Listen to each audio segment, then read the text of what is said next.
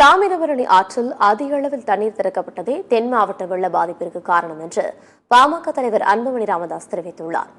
நெல்லை மாவட்டம் ராஜகோபாலபுரத்தில் வெள்ள பாதிப்புகளை பார்வையிட்ட அன்புமணி ராமதாஸ் பாதிக்கப்பட்ட மக்களுக்கு நிவாரண உதவிகளை வழங்கினார். இதன் பின்னர் செய்தியாளர்களை சந்தித்த அவர், நெல்லை மற்றும் சுற்றுவட்டார பகுதிகளில் வெள்ளம் பாதித்து 6 நாட்களாகியும் பெரும்பாலான பகுதிகளில் மக்களுக்கு உணவு, குடிநீர், பால் உள்ளிட்ட அத்தியாவசிய பொருட்கள் கிடைக்கவில்லை என்று தெரிவித்தார். தமிழக அரசு அறிவித்துள்ள 6000 ரூபாய் நிவாரணத் தொகையை தமிழக அரசு உயர்த்தி வழங்க வேண்டும் என்றும் அவர் வலியுறுத்தியுள்ளார். மிகப்பெரிய சேதம் தாமிரபரணி ஆற்றுனால, அது அந்த வெள்ளம்னால மிகப்பெரிய சேதம். இன்னும் எத்தனை பேர் இறந்திருக்கிறாங்கன்னு இன்னும் முழுசா கணக்கு சரியா தெரியல. அரசு ஏதோ ஒரு 25, 30 அப்படின்னு சொல்லிட்டு இருக்காங்க. எல்லாம் நிச்சயமா சேதம் இன்னும் அதிகமா தான் இருக்க போகுது.